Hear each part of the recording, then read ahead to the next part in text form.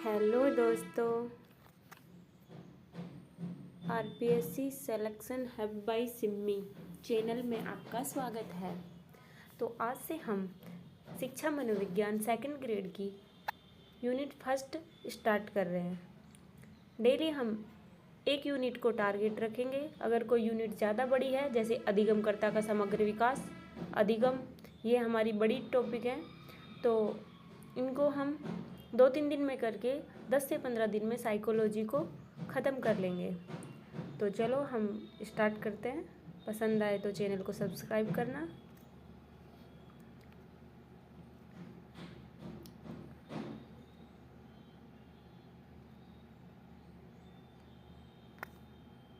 अर्थ, क्षेत्र और कार्य। मनोविज्ञान की ऐतिहासिक पृष्ठभूमि। दर्शनशास्त्र की शाखा। प्रारंभ में मनोविज्ञान स्वतंत्र विषय नहीं था, यह दर्शनशास्त्र का एक विषय था। इसकी शब्द की व्युत्पत्ति। साइकोलॉजी शब्द ग्रीक यूनानी भाषा का है और ये 2 शब्दों से मिलकर बना है। साइकी मतलब आत्मा, लोजस मतलब अध्ययन या विज्ञान। 1590 में रुडोल्फ गोकेल ने प्रथम मनोवैज्ञानिक पुस्तक साइकोलॉजिया लिखी। मनोविज्ञान के जनक कौन है? अरस्तु। अब चलो स्टार्ट करते हैं हम मनोविज्ञान के विकास का क्रम।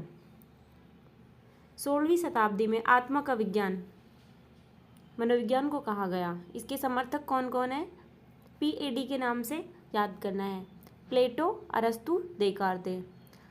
अब इसके हम 3 से 4 वो पढ़ेंगे। सबसे पहले आत्मा का विज्ञान आया, फिर मन मस्तिष्क का आया, फिर चेतना का आया और सबसे लास्ट में आया व्यवहार का विज्ञान। तो आ मैं पे वै, आ मैं चे वै। आत्मा का विज्ञान, मन का विज्ञान, चेतना का विज्ञान, व्यवहार का विज्ञान। तो हमने आत्मा का विज्ञान पढ़ लिया। अब हम पढ़ेंगे मन या मस्तिष्क का विज्ञान। ये 17वीं शताब्दी में आया। इसके समर्थक कौन है? पोम्पोनोजी जो इटली के थे, जॉन लॉक और थॉमस रीड। ठीक है, अब आ गया चेतना का विज्ञान जो 19वीं सदी में हुआ। इसके समर्थक William Wundt, William James, James सली, एडवर्ड टिचनर है। 1879 में विलियम वुंट ने लिप्जिंग जर्मनी में विश्व की पहली मनोवैज्ञानिक प्रयोगशाला स्थापित की। इसलिए वुंट को क्या कहा जाता है? प्रयोगात्मक विज्ञान का जनक कहा जाता है। प्रयोगात्मक विज्ञान का जनक कौन है? वुंट है। ओके, अब हम आ जाते हैं व्यवहार के विज्ञान पे। ये 20वीं शताब्दी से वर्तमान तक है व्यवहार का विज्ञान। इसके समर्थक स्किनर, वुडवर्थ, थॉर्नडाइक और मैकडूगल है और इसके जनक कौन है? JB Watson. ठीक है, वुडवर्थ ने क्या कहा था? सबसे पहले आत्मा को त्याग किया, फिर मन को छोड़ा, फिर चेतना खोई और फिर सबसे लास्ट में क्या किया? व्यवहार को अपनाया। अब हम शिक्षा मनोविज्ञान का अर्थ देख लेते हैं।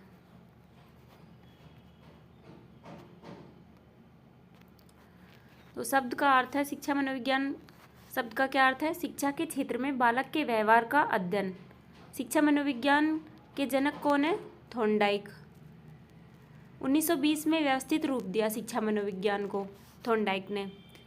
इसको बाल केंद्रिक शिक्षा का श्रेय रूसो को जाता है। रूसो की पुस्तक का नाम है एमिल।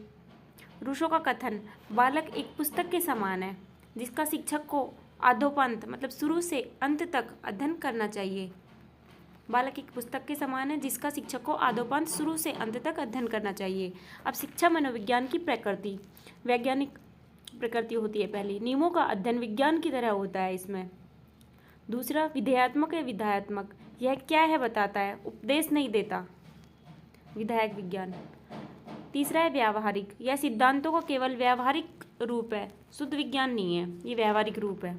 ठीक है, अब मनोविज्ञान के क्षेत्र पे शिक्षार्थी बालक की बुद्धि, रुचि और क्षमता, व्यक्तिगत भिन्नता का अध्ययन, सीखने के अनुभव, पाठ्यक्रम का निर्माण, बालक के लिए सही पाठ्यक्रम तय करना। थर्ड है सीखने की प्रक्रिया, अधिगम के नियम और सिद्धांत, कैसे सीखता है। फोर्थ है सीखने की परिस्थिति, कक्षा का वातावरण, यह स्कूल का वातावरण।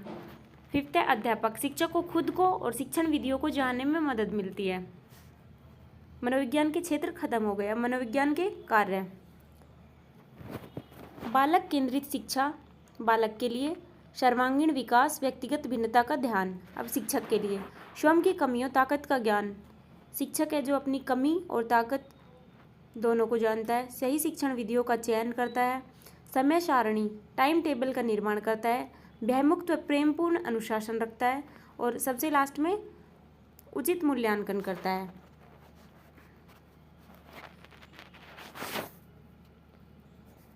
अब शिक्षा मनोविज्ञान की परिभाषा।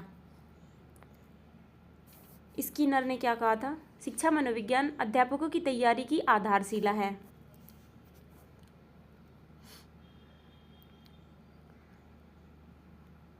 क्रो एंड क्रो, यह जन्म से वृद्धावस्था तक सीखने के अनुभवों की व्याख्या है। स्टीफन, यह बालक के शैक्षणिक विकास का क्रमिक अध्ययन है। इसमें क्या याद रखना है? जैसे स्किनर की आधारशिला से याद रख ली, क्रो एंड क्रो की जन्म से वृद्धावस्था तक रख ली, स्टीफन की क्रमिक अध्ययन रख ली। तो ऐसे कीवर्ड से याद रखने से ये हमें याद रह जाएंगी, वरना मनोविज्ञान में बहुत सी परिभाषाएं आएंगी अभी जो हमें बहुत कंफ्यूज कर देंगी। इसलिए इनको कीवर्ड से याद रखना सही रहेगा। ये हमारी पहली यूनिट ख़त्म हो गई। अब इनके क्वेश्चन कर लेते हैं। तो पहले यूनिट के करते हैं। 2018 में जो क्वेश्चन आया था, शिक्षा मनोविज्ञान की वह शाखा जो शिक्षण एवं अधिगम से संबंधित है, यह परिभाषा किसने दी थी? स्किनर ने दी थी। अब हम दूसरी पढ़ लेते हैं। निम्न में से कौन सा शिक्षा मनोविज्ञान का मुख्य क्षेत्र नहीं है? शिक्षार्थी है, अधिगम प्रक्रिया है, शिक्षण स्थिति है। हम अभी पढ़ के आए हैं, ये 2014 में आया हुआ है।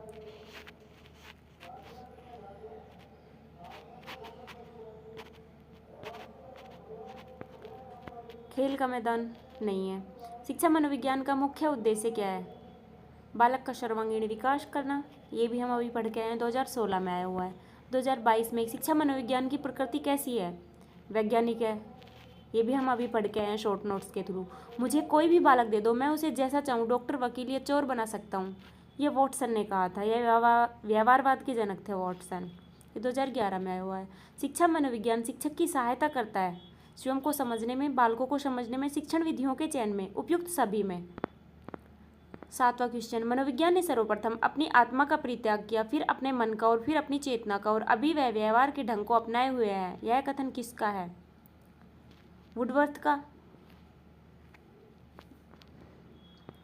2017 में आया हुआ क्वेश्चन है, ये हमने पढ़ा है और ये बहुत ही ज़्यादा बार पूछा जाने वाला प्रश्न है, वुडवर्थ वाला। शिक्षा मनोविज्ञान का ज्ञान एक शिक्षक के लिए अनिवार्य है क्योंकि इसके द्वारा वह बालकों की आवश्यकताओं और रुचियों को समझ सकता है। यही सही है, बाकी तीनों गलत हैं। 2015 में आया है। आधुनिक मनोविज्ञान के जनक माने जाते हैं विलियम जेम्स।